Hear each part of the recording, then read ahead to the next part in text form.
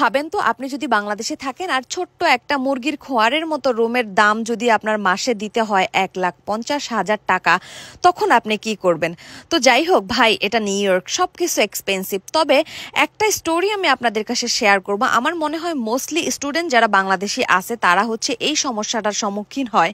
কারণ হচ্ছে আমরা যারা মেয়েরা স্টুডেন্ট আসি নিউ ইয়র্কে, তারা মনে করি যে আমরা একটা ফ্যামিলির সাথে উঠতে পারলে হয়তো বা ভালো হবে। যাদের ফ্যামিলি থাকে তাদেররা তো ফ্যামিলি মেম্বারের সাথে উঠে, চাচা চাচি নানা নানি যারা থাকে খালা খালু এখানে তাদের সাথে উঠে যায়। বাট যাদের ফ্যামিলি না থাকে তারা চিন্তা করি যে না, আমরা তো ফুল বাসাটা রেন্টে নেওয়ার মতো আমাদের অ্যাবিলিটি নাই। তবে হ্যাঁ, আমরা চেষ্টা করি যে বাংলাদেশি কোনো ফ্যামিলির সাথে উঠতে। আর বাংলাদেশি ফ্যামিলিগুলো এখানে মোস্টলি তারা কি করে, 2 বেডরুমের 3 বেডরুমের বাসা রেন্টে নিয়ে তারপর হচ্ছে একটা রুম ছোট তারা হচ্ছে এরকম স্টুডেন্টদের কাছে, মেয়ে স্টুডেন্টদের কাছে হচ্ছে ভাড়া দিয়ে দেয়।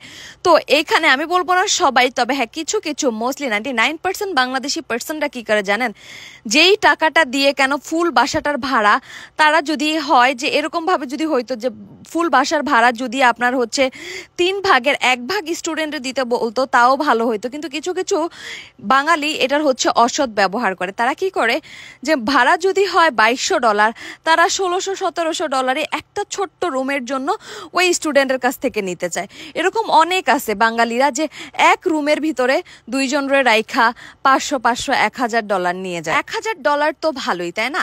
এখন আমরা যে বাসায় দেখতে যাচ্ছি, বাসাটা হচ্ছে একটা বাঙালির।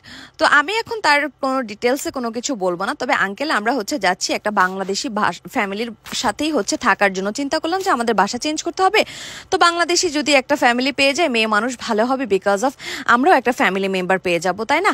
তো যখন আমরা বাসাটা দেখতে গেলাম, দেখলাম জাস্ট বিলিভ মি, একটা খোয়ারের মতো রুম, মানে শুরু হওয়ার আগেই শেষ এতটুকু একটা রুম। বাসার ভাড়া উনি বলছে আমাদের কাছে $2,200। ফুল বাসার প্রাইস যদি মান্থলি $2,200 হয়, সে আমাদের কাছ থেকে ছোট্ট একটা, বললাম না মুরগির খোয়ারের মতো রুম, ওই রুমের প্রাইস চাইছে যে মান্থলি আমাদের পে করতে হবে $1,400। এই যে সেই রুমটা শুরু হওয়ার আগেই শেষ। আমার মনে হয় না কাপড় চোপড় আমি ভালো মতো রাখতে পারবো, যে এই রুমটার মধ্যে হচ্ছে আমাদের প্রাইস চাইছিল $1,400। আর এটার কিচেনও কেমন অবস্থা, সিঁড়ি, আল্লাহ এত পুরাতন ছিল, মনে হইতেছে রাতের বেলা আসলে ভয়ে আমি ওইখানেই মরে যাবো। মোস্টলি যারা হচ্ছে বাসাটা ভাড়া নেয় তারাই সবকিছু ইউজ করে, আমরা জাস্ট একটা রুম নিয়ে থাকি। আমার মনে হয় প্রতিটা স্টুডেন্টই হচ্ছে এই সমস্যার সম্মুখীন হয়। তো যাই হোক, আর কোনো কিছু বদলার ছিল না আজকে।